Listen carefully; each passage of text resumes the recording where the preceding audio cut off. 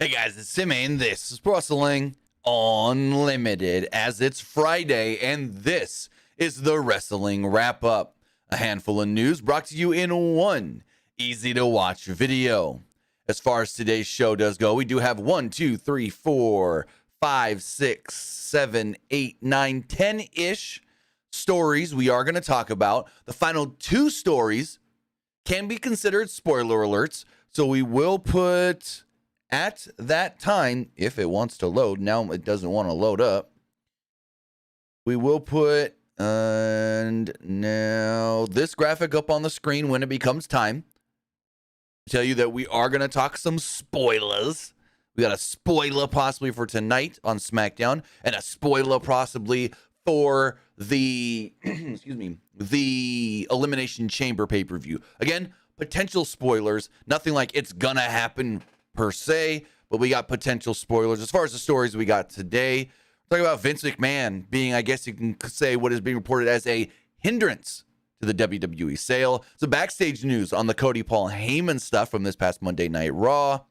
We're also going to talk about the police not being called after the MJF promo this week, and so much more, because this is the Wrestling Wrap-Up. A handful of news brought to you in one easy-to-watch video every Monday and Friday at roughly 11 to 11:30 a.m. Pacific, right here, either live on youtube.com/Pro Wrestling Unlimited or patreon.com. No, twitch.tv/PW Unlimited.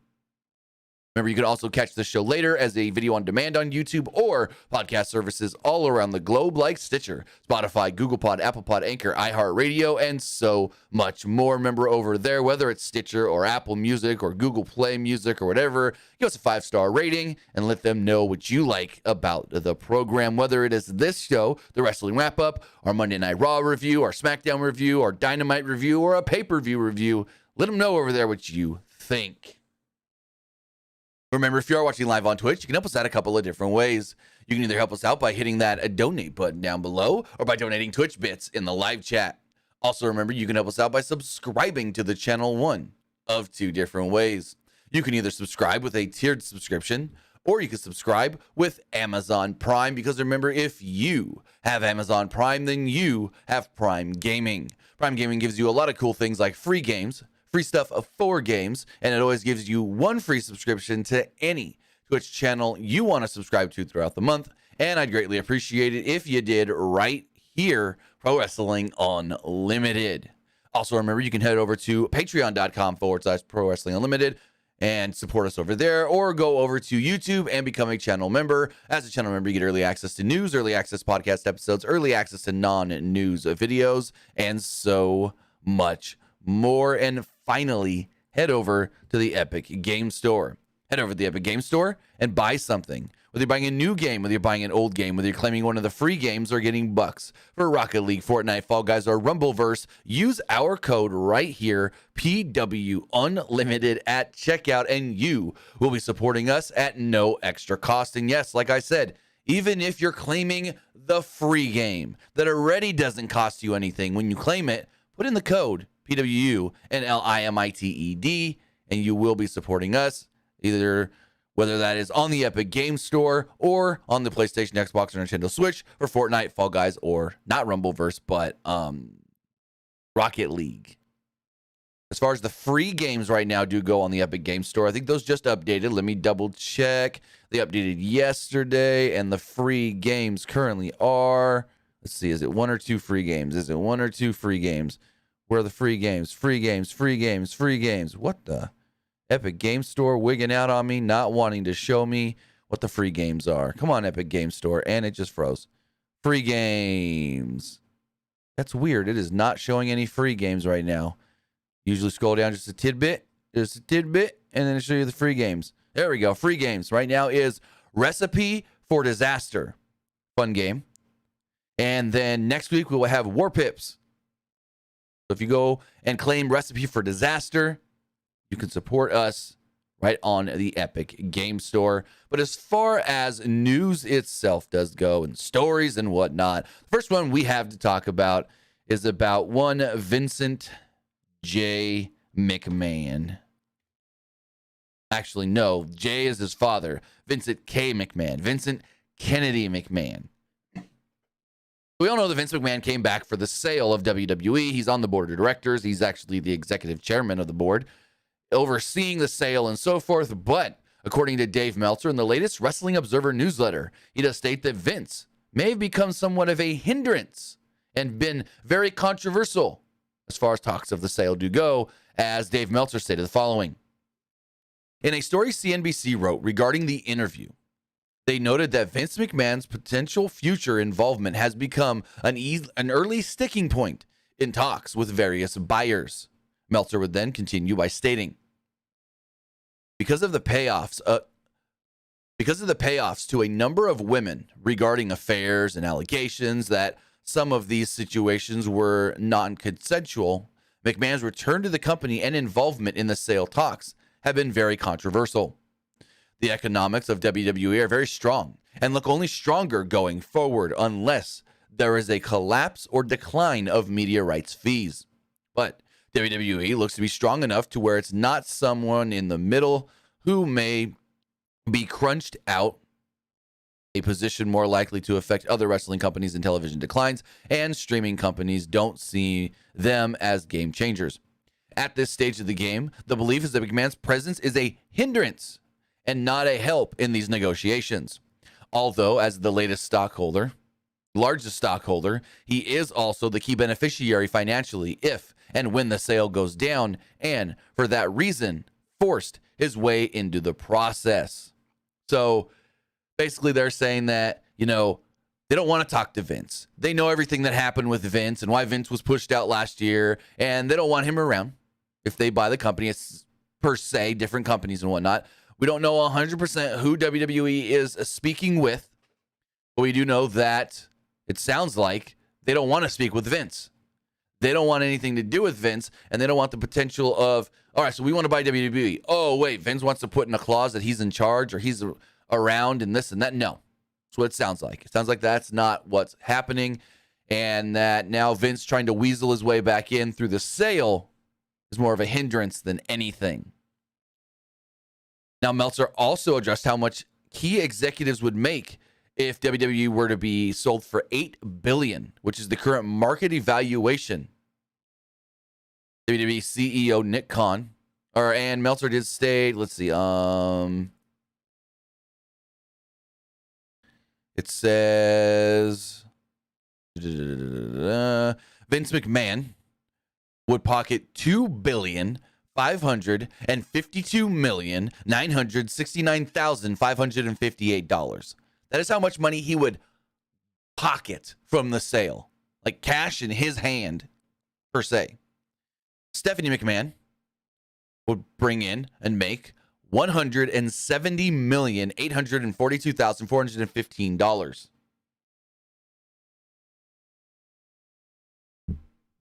Linda McMahon would make $50,320,030. Kevin Dunn would make $24,205,410. Nick Khan would make $13,837,200. Frank Riddick would make $10,931,948, and Paul Triple H Levesque would make $8,323,822. Now, as far as the Nick Khan thing does go, is also being stated, and this is like a previous report from weeks ago, that if Nick Khan can sell the WWE for a specific number or higher, we don't know what that specific number is, he can make himself a cool extra $45 to $50 million, if not more. So, yeah, very wild stuff here. And it's like, Vince is going to make this money, this $2.5 billion, whether he is on the board negotiating the deal or not. So it's like, why did he need to put himself back in this? If not for one thing, to make sure the company is sold to somebody that might want to keep him around. And that's now just me editorializing, me assuming, me, speaking out of turn and whatnot. But it is very interesting that some that WWE are talking to don't want to talk to Vince, don't want Vince in negotiations. And that's very, very, I guess you could say, scary when it comes to WWE wanting to get this deal done in 3 months. And now, here's the other thing that we're hearing as well. The reason WWE wants this deal done in the next 3 months is because in like 4 or 5 months, they start TV negotiation rights talks. And they don't want, now this is me, this is all unconfirmed, but stuff that we have heard. They don't want to go into the next talks and start having companies either give them equal or less of an evaluation for rights fees, and that hurt the potential number of the sale. Basically, they want the sale done before the rights fees talks. So that way, say right now they're getting, we'll do the Peacock deal, for instance, $1 billion over 5 years. But what if, and this deal's not up for years and years and years, but we'll use the Peacock deal for an example because we know the number there. What if WWE then goes and renegotiates the Peacock deal before the sale, and they say, well, we thought we were going to do this with the WWE network, and we thought we would make this much off of it, but we only really made this much off of it, so you're not really worth $1 billion for 5 years. Maybe we'll give you $700 million for 5 years. It's just me throwing out a number. That would then in turn, per stock and evaluation, drop the evaluation and the worth of WWE, because Universal and Peacock would be saying that they are not worth what they once were or thought they were. So WWE, from what I've heard, wants to get this sale done before the rights fee negotiations start, so that way negotiations don't go away they maybe don't want, that leak out, and that hurt their negotiating power for the sale as far as their evaluation going down. Wall Street evaluates them at Wall Street currently evaluates WWE at $6.8 billion, but there is the possibility that WWE could be sold for more, upwards of $8 billion. So we'll see where all this leads to. I doubt Vince is going to take himself off the board just because others don't want to talk to him. So, this is not good. This is not good at all. But something that was really good, like tremendous, was the Cody Rhodes, Paul Heyman segment from this week's Monday Night Raw. And we have a little backstory, I guess you could say, or some backstage details, regarding, regarding that story itself, as far as how that segment all came together. According to Dave Meltzer in the latest Wrestling Observer newsletter, he wrote the following. Heyman was originally not booked to appear on the show. He was always going to be in Orlando because Brock Lesnar was booked on the show, and Heyman is a key part of all creative when it comes to Roman Reigns, Brock Lesnar, and Ronda Rousey. That, though, changed during last week. The concept of what was planned late last week and what ended up happening was completely different. The final product was largely put together by Heyman and Rhodes in the direction both wanted to take it. The very much behind-the-scenes key was to make this into the ultimate top match of the year, since that is what the world title match at WrestleMania is. So there we go. Very cool to hear that both Paul Heyman and Cody Rhodes were super hands-on with this, that basically the segment was put together by them, and they got to do and say whatever they wanted, kinda, per se, is what it sounds like. You know, it's the report states that both Heyman and Rhodes got to take this in a direction they both wanted to take it. And as we saw, this was phenomenal. This was great. This was fantastic. We've got one more Monday Night Raw before Elimination Chamber. And then after Elimination Chamber, they can start bringing Roman in and just, full sail, 6 more weeks to WrestleMania. Roman's got to get through some Sami Zayn stuff next weekend. Is it really next weekend? Next weekend, yeah, at Elimination Chamber, a week from tomorrow. Then we move on to the real final stretch and road to WrestleMania. But I thought that was really cool to hear that both Paul Heyman and Cody Rhodes had large inputs into this segment. what they were going to say, how it was going to go down. And I saw some people trying to go, Michael Hayes was the producer for this match. That means that he was in charge of the physicality that took place. What physicality? The handshake? No. Some people just don't understand what the producer's role is in WWE. Now, going off on a little tangent really fast, the producer role in WWE can be a myriad of different things. If it's a match, then sometimes the producer comes up with the finish. Sometimes the producer comes up with spots in the match. Sometimes the producer lays out the entire match for people. And sometimes the producer just says, hey, you're winning, you're losing. It's got to be a pin per the booking decisions of Triple H. Go from there. And sometimes they say, you're winning, you're losing. You have to make you tap out. But when it comes to something like this segment, Michael Hayes, and now this is me just speaking off kilt and not knowing 100% for sure, but most likely Michael Hayes was probably just the listed producer to A, convey to the two men in the segment how much time was allotted for their segment, to relay back to Triple H and Road Dogg and William Regal and Bruce Pritchard or whoever what they were planning for the segment, then give those notes back to Heyman and Cody and go from there.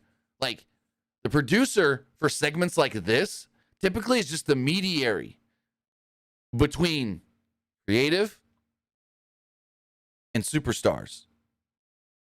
So when there were reports the other day of, Michael Hayes was the producer, which means that he was in charge of making sure all the physicality was to his liking. And there was no physicality.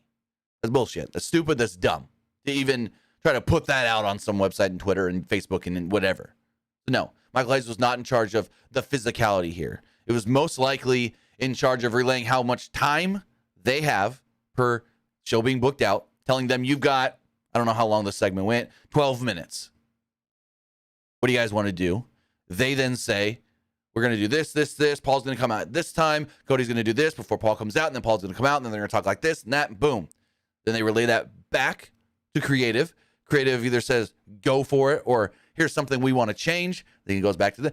Basically, in segments like I'm saying, and now I'm beating a dead horse. In segments like this, the producer is more than likely just the middleman between creative and talent. So, Michael Hayes maybe gave input, maybe had a hand in the segment, but it doesn't seem like it. It seems like this is all put together by Cody and Paul Heyman. And there we go. Hayes was just listed as the producer because somebody needed to be the producer to oversee the segment itself. Now, as far as producing segments, according to WrestleVotes on Twitter, WWE is producing Hollywood vignettes for WrestleMania this year. According to WrestleVotes, they do tweet out the following. I'm hearing WWE had begun filming brand new movie parody promos similar to those from WrestleMania 21. Miz, McIntyre, Sheamus, Brutes, and Street Profits all expected to be included in the promos for WrestleMania Goes Hollywood. Now, we do not know exactly what movies they're parodying. We don't know when these were filmed. We don't know how long each of these are going to be, if there's going to be multiple people in singular promos and stuff. But it's really cool to see that they're going back and doing these again. WWE has been touting up the old ones, and I think they're going to, and I think that was deliberate. Tout up the old ones, get fans like, oh man, we want more. Those were so cool, da-da-da-da-da. And then go, oh, you want more? You like them? Pooh. Here's new ones. Here's new ones. That was a cool little news note I wanted to bring to you guys. Just to say, hey, WWE's doing it again. Doing the Hollywood vignette parodies yet again. They had some really good ones back in the day. Like, you talking to me? You talking to me? They had the Harry Met Sally one with Christy Hemme. They had the Braveheart one with Triple H, which now I think they should redo with Drew McIntyre. That would be really cool. So there's a lot of things they can do. And they can do different movies. WrestleMania 21 was almost 20 years ago. So there's a lot of movies from then to now that they could parody. Fucking Step Brothers is one that first pops into my head. Another Will Ferrell movie. Anchorman is another one that pops into my head as just like comedies that they can parody. If I'm thinking of non-comedies they can parody, ooh, that's a tough one. What are some big non-comedy movies of the last 20 years? Let me see. Biggest movies of the last 20 years. Some of the biggest movies of the last 20 years that maybe they can do little parodies of. Maybe they could spoof Harry Potter. That would be an interesting one. Let's see. Avatar. Maybe they could spoof Avatar. Any of the Marvel movies, Avengers and so forth.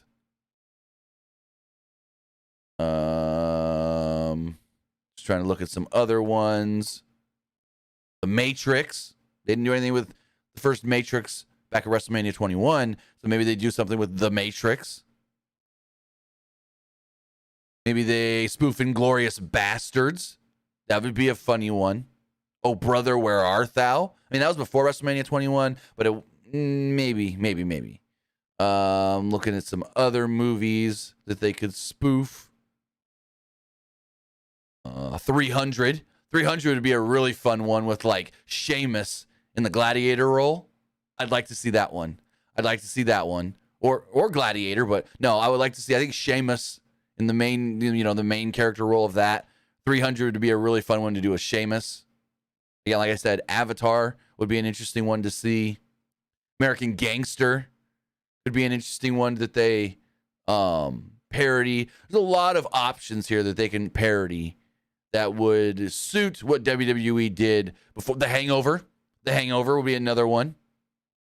I mean, the list does go on. There's so many that they can spoof.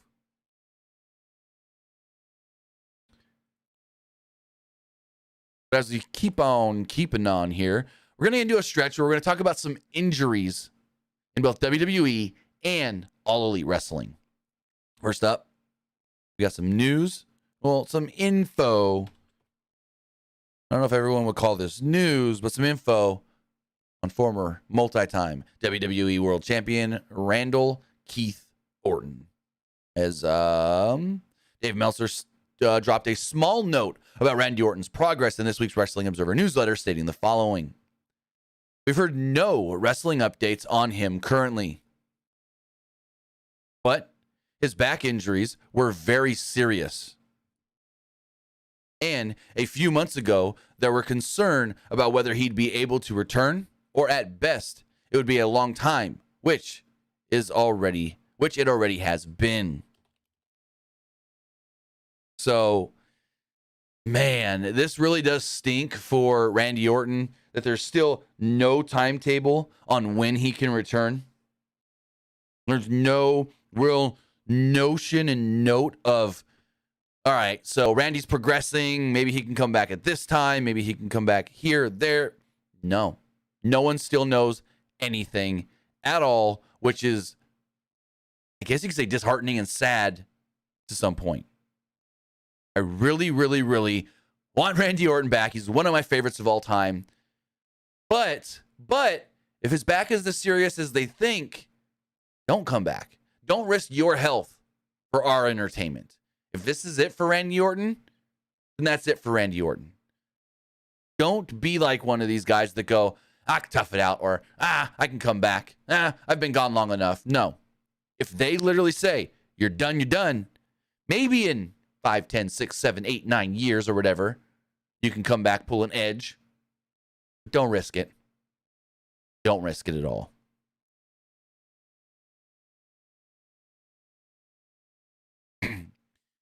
Also, we do know that one NXT superstar is currently dealing with an injury, and that is JD McDonough. Dave Meltzer wrote, quote, JD McDonough suffered an eye injury on NXT and will be out of action. That's all the news that we really have. Don't know exactly what kind of an eye injury it is. Hopefully, maybe he just got poked in the eye. Hopefully, it's not an orbital bone injury, because that's you're usually out for a long time. But JD McDonough will miss some action due to an eye injury. And finally, switching over to AEW here for a moment. We're going to talk about the bunny from this past week on AEW Dynamite. Dave Meltzer did write the following. No, it's not Dave Meltzer. Sorry about that. It is Mike Johnson over at PWU Insider. As he did write the following regarding the bunny or Allie and her injury or supposed injury from this week's Dynamite, as he wrote the following.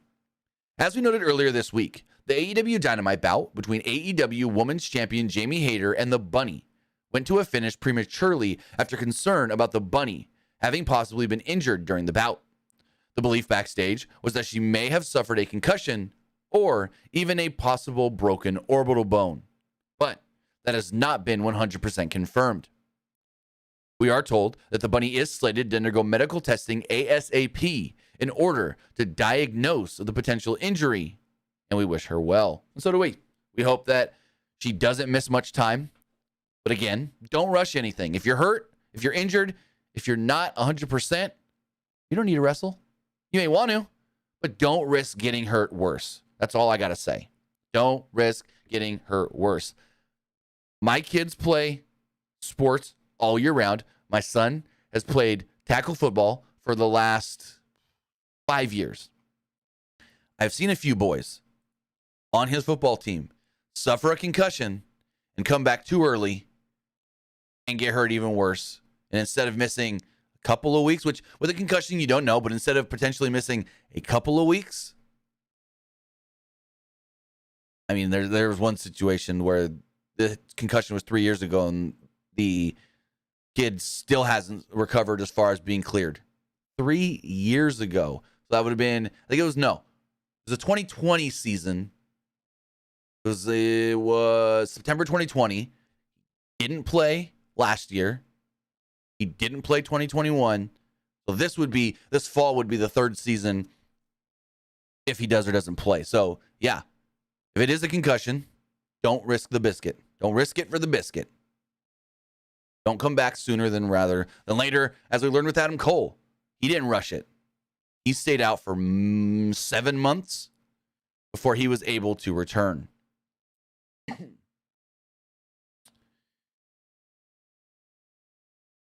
Before we get into, let's see, we're going to jump around here just a tiny bit from what I have listed as my next story, because I want to give some time to something else. So, as we all learned, Jerry the King Lawler suffered a stroke this past week at his home in Florida. It was stated that he was found face down in the parking lot of his home in Florida, rushed to the hospital, ended up suffering some sort of paralysis, ended up having to undergo surgery. But one good thing we have heard is that Jerry Lawler is out of the ICU. Lawler is expected to be discharged from the hospital today and will return to his Florida residence for outpatient treatment.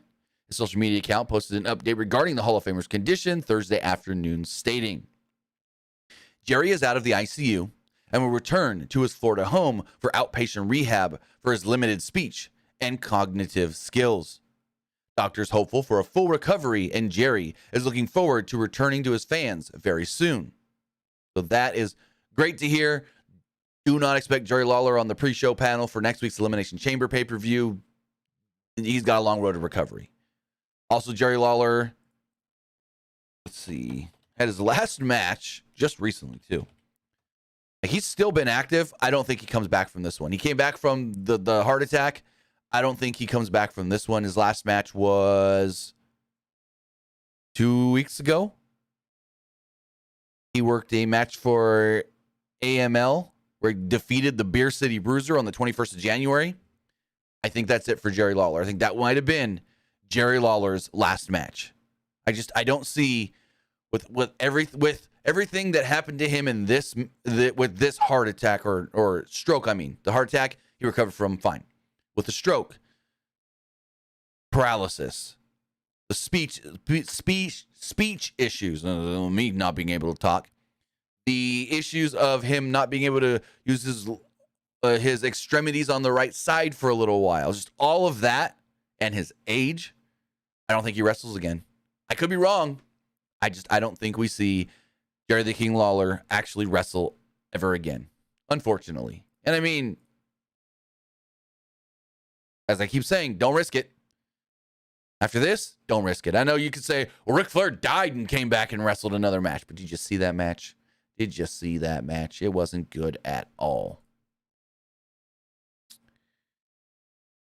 Now, we're going to talk about some concerning things as far as fans do go, where you people, maybe that's the wrong term to use, but many pro wrestling fans got after Dynamite. Got. So MJF cut this promo talking about how back in the day he was in a car accident. And in that car accident, he had a girl in his car named Liv. And they crashed into a tree. Her head hit the windshield. He thought maybe she was dead. And then, when he realized she wasn't dead, he still took her lifeless body, threw her in the driver's seat. He jumped in the passenger seat. That way he didn't get in trouble when the cops showed up.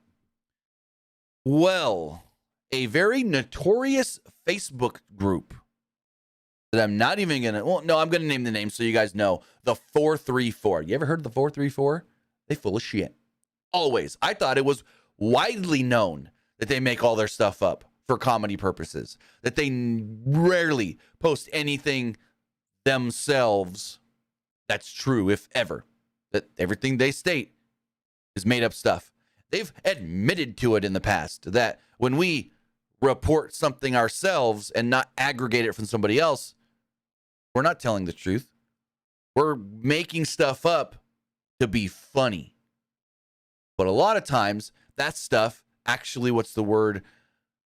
swerves fans because fans can't tell the difference sometimes. And they noted that apparently, after that promo by MJF, the Nassau Police Department received over 300 calls trying to turn in MJF. Well, when I saw that it was from the 434, because at first someone sent me a Twitter headline kind of deal, like a graphic that was like, over 300 fans called the Nassau Police Department in response to MJF's promo this week on Dynamite.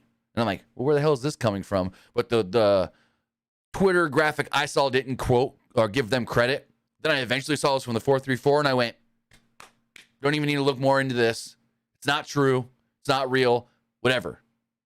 Yet more and more people started sending it to me, and more people started going, no, it's real. It's got to be real. Why would someone report that if it's not real? And so ESPN's Mark Raimondi would actually go as far as to reach out to the Nassau Police Department about this fake Facebook report, stating the following. Not to break kayfabe, but I contacted the Nassau County NYPD, and reports that hundreds of people have called about the MJF promo from AEW doesn't seem to be true. The public information officer didn't know what I was talking about and said such calls would go to his office. I've heard from several people who have said that there is truth to the original story. Either way, it was a phenomenal, sinister, disturbing promo by MJF. And the question of whether something is real or not is what wrestling is all about. So, huge win for him and AEW. Now, a little backstory. According to Brian Alvarez on yesterday's Wrestling Observer Live, he said there is some slight truth to the story that MJF told. He stated that MJF was not in a car with a girl named Liv. He was not even in a car with a girl at all. He was in his car with some other guys from his football team when he did accidentally hit the gas instead of the brake and crashed into a tree. That all is true. But the part of, there was a girl there, bobbing my knob, sucking me off, and I lost control because I was distracted by her, and then I did the switcheroo, that was all made up. But the car accident itself was the primer for the promo, as far as there was this time when he accidentally hit the gas instead of the brake and crashed into a tree with his football buddies in the car, not a girl named Liv. So there we go. It's not a true story as far as the promo goes. And it's not a true story that fans, over 300 fans, called the police about it. No, it's not true at all. And if you believed that story, well, you got. I just can't believe somebody like Mark Raimondi would have gone this deep as far as calling the police department themselves to see if it's true or not. I thought everybody knew that the 434 was a quote-unquote satire at times, if not most times, group. But I guess I was wrong, and not as many people knew that they were. I mean, they're as satire most of the time as kayfabe news. Where everyone knows kayfabe news is basically the wrestling version of The Onion. 434 tries to be the same as well at times, making stuff up. They try to sometimes make it less known that what they're doing is fake and try to swerve fans, but they're never shy about going, oh yeah, what we do is make up stories for entertainment purposes, just to see how people would react to it. They've never once said, we don't lie, we don't make stuff up, at least in my knowledge of knowing their existence. Every time someone's ever called them out that I've seen, they've always been like, oh yeah, well, duh. We make stuff up to see how people react and for entertainment purposes. So there we go. There we go. Now, we're going to get into two potential spoilers. One for the Elimination Chamber and one for tonight's Friday Night SmackDown. So if you don't want to be spoiled, we're going to do it in 5, 4, 3, 2, 1. Let's go. According to Dave Meltzer in this week's Wrestling Observer newsletter, he does state that there is a slight possibility that, well, Austin Theory walks out of the Elimination Chamber with the United States Championship because Theory taped a television show this week that does not air until March and was seen with the U.S. title during the taping. Now, that doesn't mean 100% that he's retaining the belt, but it is something to look into. It is something to keep in the back of your mind. It is something to be cognizant about. Because here's the thing here's the thing that can happen here. Austin Theory does retain the title and then moves on to doing a quote-unquote open challenge for WrestleMania and is well accepted by one John Cena, who created the U.S. title open challenge in WWE. So there is a good possibility that Austin Theory walks out Elimination Chamber the champ because, well, he filmed something that airs after Elimination Chamber with the belt on his shoulder. And as far as tonight's Friday Night SmackDown does go, Friday Night SmackDown is tonight from Connecticut, I want to say, Mohegan Sun. And it is being reported by Mike Johnson over at PW Insider that several fans have spotted former WWE Raw and SmackDown Women's Champion Ronda Rousey in town. This would seemingly imply that she is set to return on tonight's Friday Night SmackDown, but not 100% a guarantee. Yet, they don't just bring Ronda Rousey in for nothing. They bring Ronda in when they're going to use Ronda. So, possible spoiler here that Ronda appears and returns on tonight's Friday Night SmackDown. We do know that the plans for Ronda for WrestleMania is for her to challenge with Shayna for the women's tag titles. But here's the thing. Charlotte is defending the title against Sonya tonight. So, well, supposed to. Because WWE.com does not have that listed as of right now, 1:07 p.m. Pacific. And I can double check on that. Yes, WWE still does not have that match listed, but Charlotte is supposed to defend the women's championship tonight against Sonya Deville. So maybe she defeats her and then Ronda comes out after and makes a challenge for Elimination Chamber. I don't know. But there is a very high probability that Ronda is on the show tonight. Spoilers going away in 5, 4, 3, 2, 1. Let's move on. So with that, guys, that's all we got for today's wrestling wrap-up. That will wrap up the wrap-up. I'm seeing some stuff in the chat. Vegeta Lover says, Molotov, what? Well, I'm going to read you guys something really fast. AEW Fight Forever. Yes. RB. So AEW Fight Forever has been given a T for teen rating. And when you go to the ESRB website, which is the basically governing body that in the United States gives the ratings to video games, they did state, because you say Molotov what? They did state that as far as this game does go, players use punches, kicks, and grappling maneuvers to drain their opponent's health. And in some match types, example, barbed wire, stadium stampede unsanctioned, players can use barbed wire, baseball bats, metal chairs, and Molotov cocktails against opponents, eventually resulting in submission and /or knockouts. Yes, according to the ESRB, you can grab a Molotov cocktail in AEW Fight Forever and throw it at your opponent. You are right, Michael Wallace. I am all backwards and messed up. Charlotte and Sonya was last week. Never mind. I apologize. I do apologize. I was all twisted around because I honestly forgot about last week's SmackDown and that match taking place. But the Molotov thing does come from the ESRB, and they are not going to put that as far as the rating summary on their website if it's not something that they experienced in the game when rating the game T for teen, and it is rated T for teen for blood, language, mild suggestive themes, use of alcohol and tobacco, and violence. So somebody is smoking a dart in AEW Fight Forever. It seems like somebody is smoking either a ciggy or a stogie in this game. Who? I don't know, but there's potential tobacco use in AEW Fight Forever. With that, guys, that's all we got for you. As far as tonight's Friday night SmackDown does go, two things are being advertised for the shows. Let's pull that up on the screen right here. We do have this for WWE.com.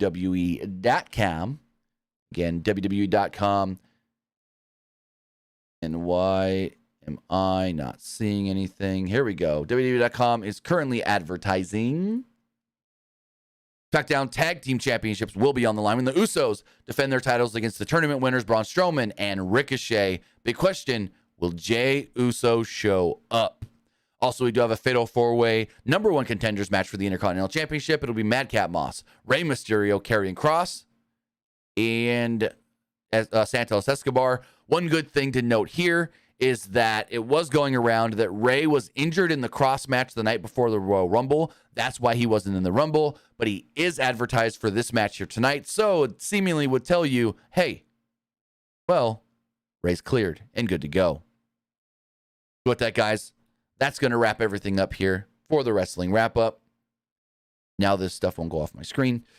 So with that, I want to say thank you for joining me here. Twitch.tv/PW Unlimited or YouTube.com/Pro Wrestling Unlimited. Or if you're watching or listening later, whether that's YouTube or podcast services all around the globe, we really do appreciate it. We'll be back live tonight for Friday Night SmackDown. So have a great rest of your Friday. We'll see you next time. Have a good one, guys.